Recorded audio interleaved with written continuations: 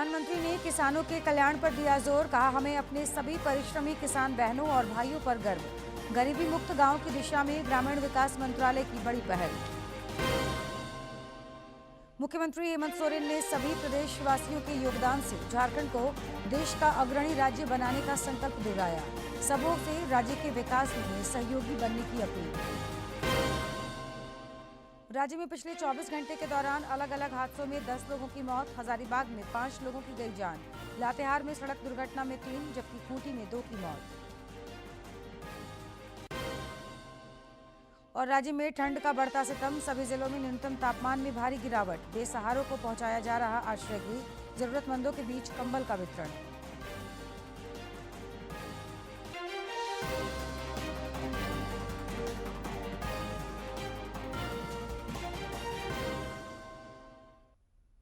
नमस्कार, खबरें झारखंड में आपका स्वागत है। मैं हूं जयलक्ष्मी और अब समाचार विस्तार से। प्रधानमंत्री नरेंद्र मोदी के नेतृत्व में कल आयोजित केंद्रीय कैबिनेट की बैठक कृषि विकास और किसान कल्याण को केंद्रित रही, जिसमें कई बड़े फैसले लिए गए।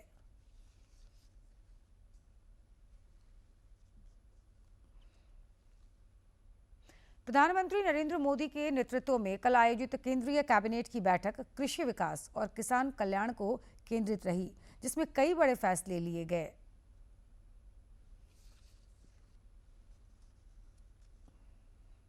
नरेंद्र मोदी की अध्यक्षता में हुई कैबिनेट में पीएम फसल बीमा योजना के आवंटन को बढ़ाकर 69,500 करोड़ रुपए से ज्यादा करने को मंजूरी दे दी गई है। इसके साथ ही केंद्रीय मंत्रिमंडल ने बीमा दावों का निपटान तेजी से करने के लिए 824.77 करोड़ रुपए की राशि के साथ नवाचार एवं प्रौद्योगिकी कोष के निर्माण को भी मंजूरी दी है। इस कोष का मकसद कृषि क्षेत्र में योजना के क्रियान्वयन में बड़े पैमाने पर प्रौद्योगिकी के उपयोग से पारदर्शिता और दावों की गणना और निपटान में वृद्धि लाना है। प्रधानमंत्री फसल बीमा योजना, तो उसके एलोकेशन को एनहांस किया गया, 69,515 करोड़ किया गया। साथ ही साथ एक 800 करोड़ रुपीस का फंड क्रिएट किया गया है, जो कि fund for innovation and technology. Basically किसानों के संबंधित मामलों में टेक्नोलॉजी का उपयोग करके और स्पेशली इंश्योरेंस में, बीमा में फास्टर असेसमेंट हो। क्रॉप डैमेज अगर हुआ है, एडवर्स वेदर के कारण कोई प्रॉब्लम आई है, तो उसका असेसमेंट फास्ट हो, क्लेम सेटलमेंट फास्ट हो। पीएम फसल बीमा योजना प्रीमियम के लिहाज से देश की तीसरी सबसे बड़ी बीमा योजना है। इस योजना का करीब 57% फायदा ओबीसी, एससी, एसटी और छोटे किसानों को मिलता है। बीते 8 वर्षों में बीमा दावों के रूप में किसानों को कुल 1,78,000 करोड़ रुपए दिए जा चुके हैं, जो कि उसके पहले के मुकाबले काफी ज्यादा है। मोदी सरकार ने डीएपी फर्टिलाइजर पर मिलने वाली सब्सिडी को भी आगे जारी रखने का फैसला किया है। किसानों को 50 किलोग्राम की डीएपी खाद की बोरी पहले की तरह 1,350 रुपए पर मिलती रहेगी। किसानों को डीएपी 50 किलो का बैग 1,350 रुपए में मिलेगा। अगर हम आस पड़ोस के देशों में देखें तो 1,350 रुपए पर 50 केजी बैग जो भारत में मिल रहा है, यही सेम क्वांटिटी डीएपी फर्टिलाइजर की पड़ोस के देशों में अगर आप देखोगे तो this will be more than 3,000 rupees per bag. गौरतलब है कि अंतर्राष्ट्रीय स्तर पर फर्टिलाइजर की कीमत में बीते वर्षों में काफी इजाफा हुआ है, लेकिन मोदी सरकार ने बढ़ी हुई कीमतों का बोझ किसानों पर नहीं पड़ने दिया और इसको सुनिश्चित करने के लिए सब्सिडी दी गई। इसके साथ ही डीएपी की पर्याप्त उपलब्धता भी देश भर में सुनिश्चित की गई है। पीएम मोदी की अगुवाई में तीसरी बार केंद्र में सरकार बनने के बाद अब तक किसान हित में लिए गए फैसलों में कुल 6 लाख करोड़ की राशि किसानों के लिए मंजूर की जा चुकी है। तीसरी बार सरकार बनने के बाद पहला ही फैसला किसान सम्मान निधि की अगली किस्त जारी करने का था और अब 2025 की पहली कैबिनेट में भी किसानों के हित से जुड़े फैसलों से साफ है कि किसान मोदी सरकार की सबसे पहली प्राथमिकता हैं। साथ ही कैबिनेट ने किसानों के हित में एक और बड़ा फैसला लिया। इसके तहत किसानों को 50 किलोग्राम डीएपी फर्टिलाइजर का बैग 1,350 रुपए में मिलेगा। शैलेंद्र मिश्र की रिपोर्ट, डीडी न्यूज, दिल्ली। कृषि और किसान कल्याण मंत्री शिवराज सिंह चौहान ने कहा कि देश में कृषि प्रक्षेत्र का तेज गति से विकास हो रहा है। उन्होंने कहा कि चालू वित्तीय वर्ष में भारत के कृषि तथा संबद्ध क्षेत्र में 3.5 से 4% की वृद्धि होने की उम्मीद है।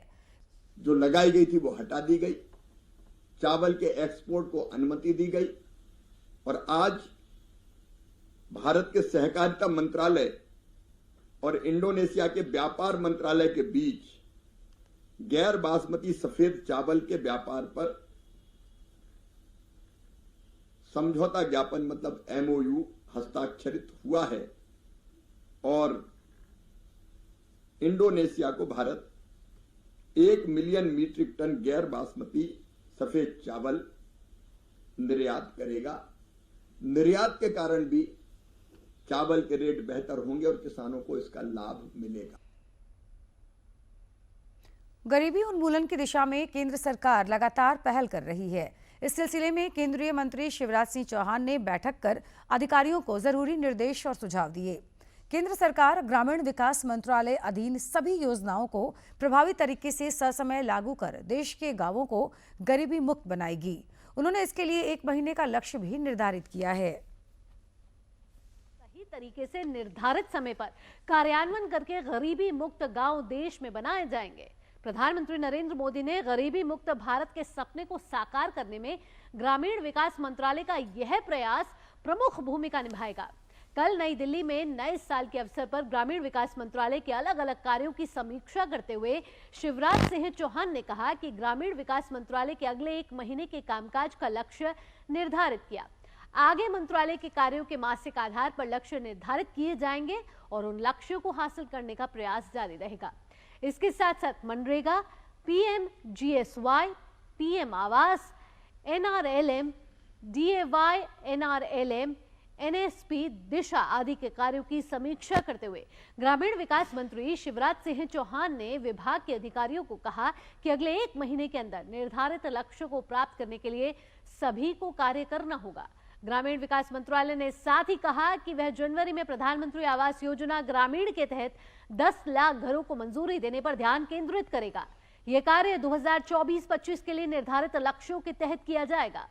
महीने के लिए कार्य योजना तय करने के लिए मंत्रालय की एक बैठक में निर्णय लिए गए हैं। ग्रामीण विकास मंत्री शिवराज सिंह चौहान ने साथ ही जोड़ा कि गरीबी मुक्त गांव प्रधानमंत्री नरेंद्र मोदी का संकल्प है और सरकार की सभी योजनाओं को लागू कर गरीबी मुक्त गांव बनाने में पूरी कोशिश करेंगे। सरायकेला दौरे के क्रम में मुख्यमंत्री हेमंत सोरेन ने कल खरसावां गोलीकांड के शहीदों के सम्मान में निर्मित शहीद स्मारक के पूर्ण रूपेण विकास को लेकर मंत्री, विधायक और उपायुक्त के साथ बैठक की। इस दौरान सीएम ने सुविधाओं के विस्तार के साथ विकास की नई योजनाओं के लिए कार्य योजना बनाने का निर्देश दिए। राज्यपाल संतोष कुमार गंगवार से कल कई लोगों ने मुलाकात कर उन्हें नूतन वर्ष की शुभकामनाएं दी। अपर मुख्य सचिव डॉक्टर नितिन कुलकर्णी, झारखंड लोक सेवा आयोग के सदस्य डॉक्टर जमाल अहमद, बिरसा कृषि विश्वविद्यालय के कुलपति प्रोफेसर SC दुबे, झारखंड प्रौद्योगिकी विश्वविद्यालय के कुलपति प्रोफेसर DK सिंह, रांची विश्वविद्यालय के कुलपति डॉक्टर अजीत कुमार सिन्हा और रांची अंतर्गत डॉक्टर श्यामा प्रसाद मुखर्जी विश्वविद्यालय के कुलपति प्रोफेसर तमन कुमार शांडिल्य ने राजभवन में राज्यपाल से मुलाकात कर उन्हें नववर्ष की हार्दिक बधाई तथा शुभकामनाएं दी। राज्यपाल ने भी सबों को नूतन वर्ष की हार्दिक शुभकामनाएं दी। मुख्यमंत्री हेमंत सोरेन से कल सीएम आवासीय कार्यालय में मुख्य सचिव अलका तिवारी, अपर मुख्य सचिव अजय कुमार सिंह, DGP अनुराग गुप्ता, महाधिवक्ता राजीव रंजन, DG वायरलेस प्रशांत सिंह, ग्रामीण विकास विभाग के सचिव K श्रीनिवासन, आदिवासी कल्याण आयुक्त अजय नाथ झा समेत कई अधिकारियों ने मुलाकात कर उन्हें नव वर्ष की हार्दिक बधाई एवं शुभकामनाएं दी। इस अवसर पर मुख्यमंत्री ने सभी को नव वर्ष की शुभकामनाएं देते हुए उन्हें मंगलमय जीवन की कामना की। मौके पर मुख्यमंत्री ने समस्त राज्यवासियों को नूतन वर्ष की हार्दिक बधाई एवं शुभकामनाएं देते हुए कहा कि सभी प्रदेशवासियों के योगदान से झारखंड को देश के अग्रणी राज्यों में शुमार करेंगे। मुख्यमंत्री ने सभी से राज्य के विकास में सहयोगी बनने की भी अपील की। मुख्यमंत्री हेमंत सोरेन ने कल नव वर्ष के अवसर पर पूर्व मुख्यमंत्री और अपने पिता शिबू सोरेन से मुलाकात कर उन्हें नव वर्ष की बधाई दी और उनका आशीर्वाद लिया। मौके पर विधायक कल्पना सोरेन भी मौजूद थी।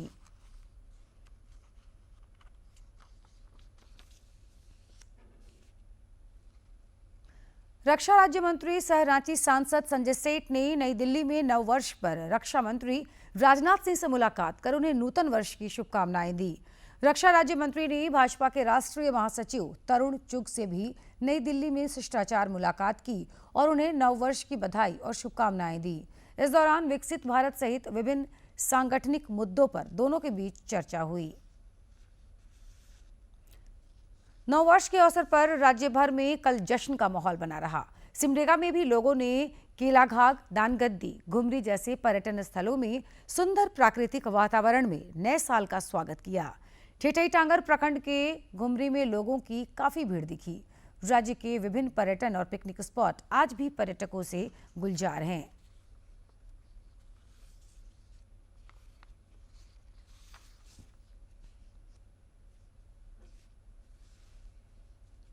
घुमरी बहुत ही खूबसूरत जगह है। यहाँ का वातावरण इतना अच्छा है कि हमें जब भी समय मिलता है हम सब यहीं आकर अपना समय व्यतीत करते हैं। ये करीब सिमडेगा से 14 किलोमीटर की दूरी में है। बहुत ही शानदार जगह है।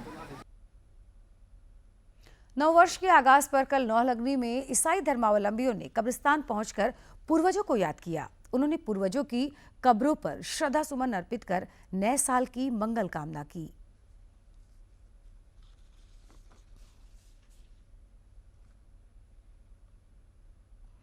पलामू में नववर्ष को लेकर पर्यटन स्थल और पिकनिक स्पॉट में सैलानियों का सैलाब उमड़ रहा है। पलामू में केचकी संगम पर्यटकों के लिए पसंदीदा पिकनिक स्पॉट बना हुआ है। इस संगम स्थल पर कई फिल्मों की शूटिंग भी हो चुकी है। पलामू में कोयल और औरंगा नदी का संगम केचकी दिलकश नजारा पेश करता है, जिससे पर्यटक बरबस यहाँ खींचे चले आते हैं। पलामू जिला मुख्यालय डाल्टनगंज से 17 किलोमीटर दूर स्थित यह संगम स्थल पलामू टाइगर रिजर्व के अंतर्गत आता है, जो झारखंड समेत अन्य राज्यों से आने वाले पर्यटकों के लिए पसंदीदा पिकनिक स्पॉट बना हुआ है। डाल्टनगंज बहुत दिन से आने का मन था, पर यहाँ पर आने के बाद मुझे लगा कि पहले मैं क्यों नहीं आई जी। पहले आती तो बार बार आती, अभी भी मैं आई हूँ तो फिर दोबारा आऊंगी, हस्बैंड को लेके आऊंगी। इस मनोरम स्थल पर पिकनिक मनाने के अनुकूल सभी चीजें मौजूद हैं। नदी का किनारा, कलकल करती जलधारा, दोनों किनारों पर हरे भरे वन और बालू, जिसमें बैठकर आप प्रकृति की खूबसूरती को निहार सकते हैं। इस संगम स्थल पर कई फिल्मों की शूटिंग भी हो चुकी है। यहाँ की वादी मुझे बहुत पसंद है। यहाँ शांति प्रिय जगह है और करने को तो ये बहुत बड़ा शहर नहीं है, बट यहाँ तरह तरह के पिकनिक स्पॉट्स हैं जो लोगों को एंजॉय करने के लिए काफ़ी अच्छा है। पिकनिक स्थल का रखरखाव इको रिट्रीट और इको विकास समिति करती है। इस वर्ष से यहाँ पिकनिक करने वालों को निर्धारित राशि भी चुकानी पड़ रही है। इस राशि को इको विकास समिति नदी तट की सफाई और अन्य कार्यों पर खर्च करेगी। पलामू से जसप्रीत सिंह की रिपोर्ट। प्रधानमंत्री मातृ वंदना योजना के 8 वर्ष पूरे हो गए हैं। महिलाओं और बच्चों के पोषण तथा स्वास्थ्य को समर्पित इस योजना के तहत अब तक 4 करोड़ 21 लाख से अधिक लाभार्थी। प्रधानमंत्री नरेंद्र मोदी ने 1 जनवरी 2017 को प्रधानमंत्री मातृ वंदना योजना की शुरुआत की। गर्भावस्था के दौरान कामकाजी महिलाओं की आमदनी बरकरार रहे, ये सुनिश्चित करने के लिए महिला एवं बाल विकास मंत्रालय ने इस योजना की शुरुआत की थी और इन 8 सालों में ये योजना महिलाओं के लिए मील का पत्थर साबित हुई है। भारत की विकास यात्रा में महिलाओं की संपूर्ण भागीदारी में, और इसलिए हमारी माताओं बहनों की मुश्किलें कम करने पर हम जोर दें। सामाजिक और आर्थिक रूप से कमजोर वर्ग की महिलाओं के लिए इस योजना की शुरुआत की गई, ताकि जच्चा एवं बच्चा की समुचित देखभाल एवं पोषण आवश्यकताओं को पूरा किया जा सके। इस योजना को और अधिक सक्रिय बनाने के लिए 1 अप्रैल 2022 को प्रधानमंत्री मातृ वंदना योजना 2.0 की शुरुआत की गई। इस योजना से अभी तक 3 करोड़ 69 लाख महिलाएं डायरेक्ट बेनिफिट का ट्रांसफ़र, जो फाइनेंशियल ट्रांसफ़र का बेनिफिट ले चुकी हैं। करीबन 16,418 करोड़ रुपए इन महिलाओं को उनके बैंक अकाउंट में डायरेक्ट गए हैं। टोटल 4 करोड़ 21 लाख महिलाओं ने रजिस्टर किया है। पूरी योजना ऑनलाइन है। पूरा इसका एक सशक्त हमने वेबसाइट बनाया हुआ है। महिला खुद भी अप्लाई कर सकती है, अपने रिलेटिव्स के साथ मिलकर अप्लाई कर सकती है, आंगनवाड़ी वर्कर या आशा वर्कर के साथ अप्लाई कर सकती है। प्रधानमंत्री मातृ वंदना योजना 2.0 का ज्यादा से ज्यादा महिलाओं को लाभ मिल सके, इसके लिए लाभार्थी के पंजीकरण फॉर्म को भरने का दायित्व आंगनबाड़ी या आशा कार्यकर्ताओं को दिया गया। ये ऐसी स्कीम है जो कि उनको ऐसे समय में लाभ देती है जिस समय में वो अर्निंग नहीं कर सकती। उद्देश्य ये है कि जो कन्या भ्रूण हत्या को रोकना और जन्म के समय लिंग अनुपात में सुधार करना, जो कि भारत सरकार का बहुत बड़ा उद्देश्य है। इस स्कीम को लेकर हमें बहुत फ़ायदा हुआ, मुझे और मेरे बच्चे के स्वास्थ्य के लिए मुझे बहुत गर्व है इस स्कीम के ऊपर। प्रधानमंत्री और उन सभी लोगों को धन्यवाद कहना चाहती हूँ जिन लोगों की वजह से मैं इस योजना के भागीदार बन पाई। देश में लागू हुई केंद्र सरकार की इस योजना से महिलाएं बेहद खुश हैं और खुद को सुरक्षित एवं आत्मनिर्भर महसूस कर रही हैं। यदि आप इस योजना के अंतर्गत आते हैं तो देर मत कीजिए, अपनी नजदीकी आंगनबाड़ी दीदी से संपर्क कीजिए और इस योजना का लाभ उठाइए। कैमरा पर्सन नवीन के साथ मैं डॉक्टर सुयश शर्मा, डीडी न्यूज दिल्ली। रक्षा मंत्रालय ने साल 2025 को सुधारों का वर्ष घोषित किया है, जिसका उद्देश्य भारत के सशस्त्र बलों का आधुनिकीकरण करना है। ये सुधार राष्ट्रीय सुरक्षा को मजबूत करेंगे और भारत को वैश्विक क्षेत्र में एक प्रमुख भूमिका के लिए तैयार करेंगे। रक्षा मंत्री राजनाथ सिंह ने प्रमुख योजनाओं, परियोजनाओं और सुधारों की प्रगति की समीक्षा के लिए रक्षा मंत्रालय के सभी सचिवों के साथ महत्वपूर्ण बैठक भी की। आपका पसंदीदा डीडी झारखंड नए तेवर और नए क्लेवर के साथ नए साल में आपके बीच है, ताकि पल पल की खबरें आप तक पहुंचे। डीडी झारखंड गांव से लेकर कस्बों और शहरों तक की है धड़कन। सटीक, विश्वसनीय और तेज खबरों का भी है आईना। राजनीति के मंच से सत्ता के गलियारों तक, खेत से खलिहान और मनोरंजन से इंफोटेनमेंट तक, खेल के मैदान से रंगमंच की खबरों तक, सब कुछ देखिए हमारे प्रादेशिक समाचार में हर रोज दोपहर 12:30, शाम 6:30 और 7:30 बजे, सिर्फ और सिर्फ डीडी झारखंड पर। मशहूर गायक दिलजीत दोसांझ ने प्रधानमंत्री नरेंद्र मोदी से मुलाकात की। इस मुलाकात के दौरान दोनों के बीच गीत संगीत सहित कई मुद्दों पर बातचीत हुई। सोशल मीडिया पर इससे संबंधित एक वीडियो भी साझा की गई है।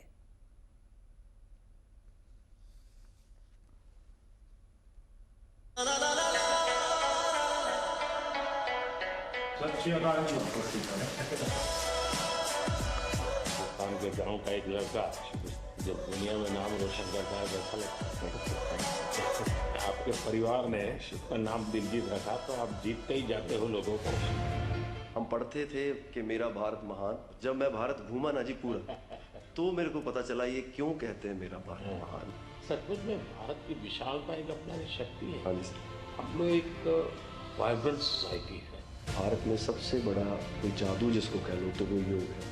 जिसने योगा का अनुभव किया वो उसकी ताकत जानता है। मैंने आपका इंटरव्यू देखा था सर अभी हाल ही में। हमारे लिए आप प्रधानमंत्री एक बहुत बड़ा पद है, तो हम शायद एक जो उसके पीछे एक माँ और बेटा और इंसान है, वो कई बार वो भूल जाता है, क्योंकि एक ओहदा बहुत बड़ा है। जब आप अपने माँ को लेके और गंगा मैया को लेके वो दिल भरा, वो टच होता है। एक्चुअली ये दिल से बात निकली है, तभी दिल तक गई। वो कहंदे कित्थे है तेरा रब दिसदा ही नहीं, मैं कहा अखां बंद कर ध्यान तर महसूस कर, गुरु नानक ता अंग संग है, तू ही बस गैर हाजिर है, गुरु नानक गुरु नानक गुरु नानक।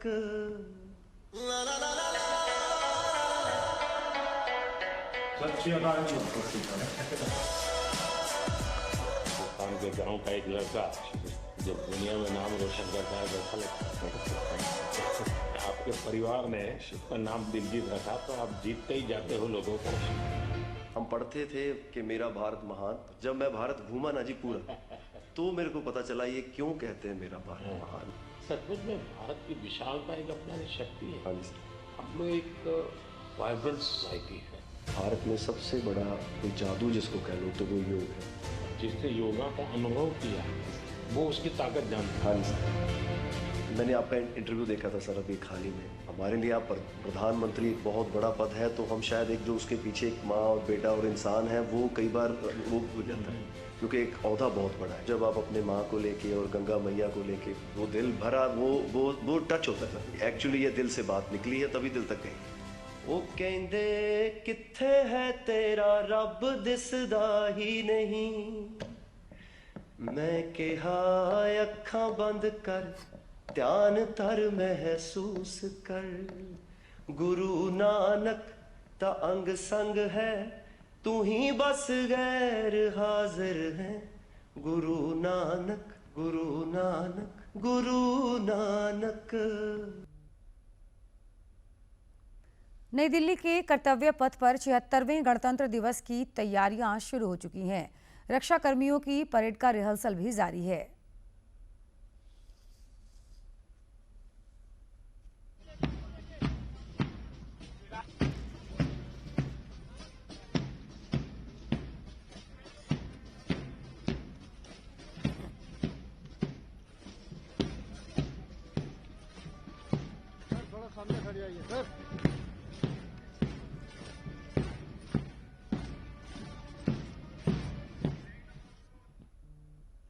गणतंत्र दिवस परेड और बीटिंग रिट्रीट समारोह के लिए टिकटों की बिक्री आज से शुरू हो रही है।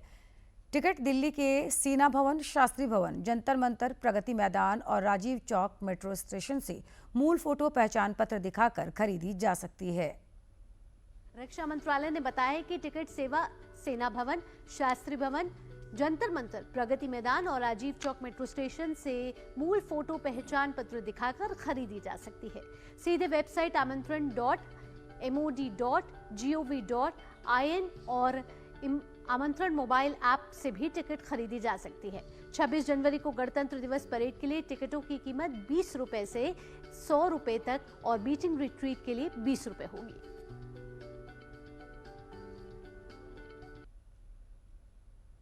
राज्य में पिछले 24 घंटे के दौरान अलग अलग हादसों में 10 से अधिक लोगों की मौत हो गई। हजारीबाग में घरेलू विवाद में कुएं में डूबे एक शख्स को बचाने के चक्कर में कुल 5 लोगों की जान चली गई। इस हादसे के बाद से पूरे गांव में मातम का माहौल है।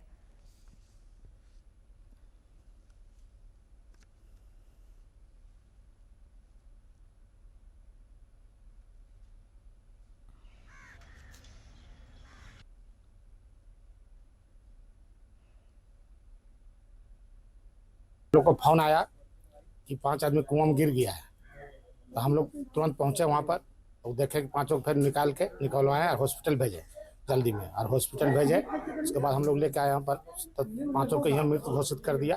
तो 5 हम लोग पोस्टमार्टम कराने के लिए यहाँ पर पहुंचे हुए।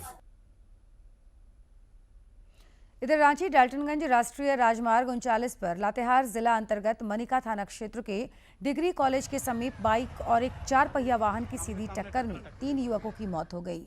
दुर्घटना में जिन युवकों की मौत हुई उनमें से किसी ने भी हेलमेट नहीं पहना था। इधर खूंटी के मुरहू थाना क्षेत्र में पंजाबी कोठी पुल के मोड़ पर 2 वाहनों की सीधी टक्कर में 2 लोगों की मौत हो गई। दिसंबर 2023 की तुलना में पिछले महीने कुल सकल वस्तु और सेवा कर जीएसटी संग्रह 7.3% से बढ़कर 1,76,000 करोड़ रुपए से अधिक प्राप्त हुआ। दिसंबर 2023 में कुल सकल जीएसटी राजस्व 1,64,000 करोड़ रुपए था। 70,000 करोड़ रुपए हो गया है। ये लगातार 10वां महीना है जब जीएसटी कलेक्शन का आंकड़ा 1,70,000 करोड़ रुपए से अधिक है। सरकार ने 1 जनवरी 2025 को ये आंकड़े जारी किए हैं। इसके पहले दिसंबर 2023 में जीएसटी कलेक्शन से सरकार के खजाने में 1,65,000 करोड़ रुपए आए। इसके अलावा ग्रोथ की रफ्तार पिछले 3 महीनों में सबसे धीमी रही। आंकड़ों के अनुसार केंद्रीय जीएसटी कलेक्शन 32,836 करोड़ रुपए, राज्य जीएसटी का 40,499 करोड़ रुपए, इंटीग्रेटेड जीएसटी का कलेक्शन 47,783 करोड़ रुपए और सेस 11,471 करोड़ रुपए रहा। घरेलू लेन देन से जीएसटी 8.4% बढ़कर 1,32,000 करोड़ रुपए हो गया, जबकि आयात पर टैक्स से रेवेन्यू लगभग 4% बढ़कर 44,268 करोड़ रुपए हो गया। पूरा उत्तर भारत शीतलहर की चपेट में है। पहाड़ी राज्यों में बर्फबारी तो मैदानी इलाकों में ठंडी हवाओं और गिरते तापमान ने लोगों की मुश्किलें बढ़ा दी हैं। हाल से पहले उत्तर भारत में शीतलहर का अलर्ट जारी किया गया है। पहाड़ों में बिछी बर्फ की चादर से मैदानी इलाकों में भी पारा गिरा है। हिमाचल प्रदेश में ऊपरी क्षेत्रों में न्यूनतम तापमान 0 से काफी नीचे दर्ज किया जा रहा है। 4 जनवरी से पहाड़ी राज्यों में बारिश के साथ भारी बर्फबारी और उत्तराखंड में हल्की से मध्यम बर्फबारी होने की संभावना है। जम्मू कश्मीर, लद्दाख, गिलगित और बाल्टिस्तान में ठंड बढ़ने और शीतलहर का अनुमान व्यक्त किया गया है। पश्चिमी उत्तर प्रदेश, हरियाणा और चंडीगढ़ में भी शीतलहर चलने की संभावना है। बिहार में ठंड के बढ़ते प्रभाव को ध्यान में रखते हुए पटना के जिला अधिकारी ने स्कूल संचालन के समय में बदलाव के आदेश जारी किए हैं। जिला के सभी निजी और सरकारी विद्यालयों में कक्षाओं का संचालन सुबह 9 बजे से लेकर शाम 4 बजे तक होगा। इसके साथ ही मौसम विभाग ने 2 दिन घना कोहरा छाए रहने के साथ शीतलहर बढ़ने का येलो अलर्ट भी जारी किया है। वहीं दक्षिण भारत के तमिलनाडु में चक्रवाती हवाओं के कारण भारी बारिश और गरज के साथ बारिश होने की संभावना भी है। इधर झारखंड में भी सर्द हवाओं ने ठिठुरन बढ़ा दी है। राज्य में अचानक पारा गिरने से सर्दी का सितम बढ़ गया है। गुमला में तो न्यूनतम तापमान 6 डिग्री सेल्सियस हो गया। अन्य जिलों में भी पारा गोते लगा रहा है और न्यूनतम तापमान काफी लुढ़क रहा है। सिमडेगा, रामगढ़ जैसे जिलों में यह 7 डिग्री सेल्सियस रिकॉर्ड किया गया। अधिकांश जिलों में न्यूनतम तापमान 10 डिग्री से नीचे पहुंच गया। मौसम विज्ञान केंद्र रांची के वैज्ञानिक अभिषेक आनंद ने बताया कि अगले 3 दिनों के दौरान न्यूनतम तापमान में किसी बड़े बदलाव की उम्मीद कम है, लेकिन उसके बाद इसमें 2 से 3 डिग्री सेल्सियस तक की वृद्धि हो सकती है।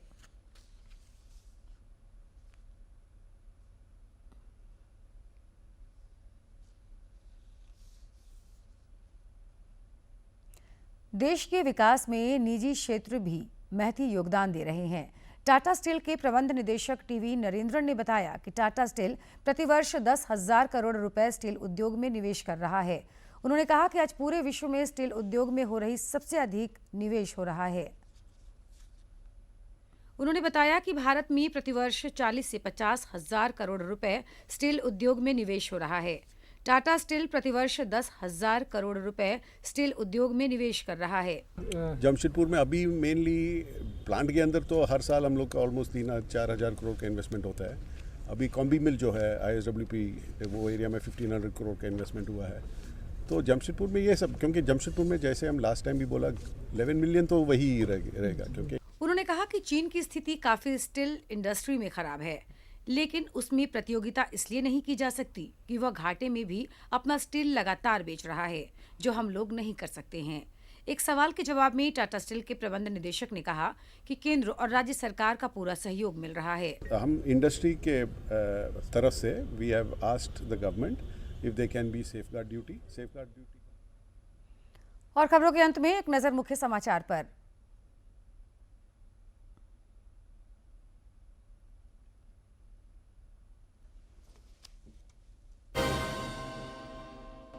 प्रधानमंत्री ने किसानों के कल्याण पर दिया जोर। कहा, हमें अपने सभी परिश्रमी किसान बहनों और भाइयों पर गर्व। गरीबी मुक्त गांव की दिशा में ग्रामीण विकास मंत्रालय की बड़ी पहल। मुख्यमंत्री हेमंत सोरेन ने सभी प्रदेशवासियों के योगदान से झारखंड को देश का अग्रणी राज्य बनाने का संकल्प दोहराया। सबों से राज्य के विकास में सहयोगी बनने की अपील। राज्य में पिछले 24 घंटे के दौरान अलग अलग हादसों में 10 लोगों की मौत। हजारीबाग में 5 लोगों की गई जान। लातेहार में सड़क दुर्घटना में 3, जबकि खूंटी में 2 की मौत।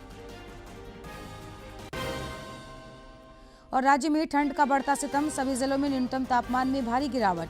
बेसहारों को पहुंचाया जा रहा आश्रय गृह। जरूरतमंदों के बीच कंबल का वितरण।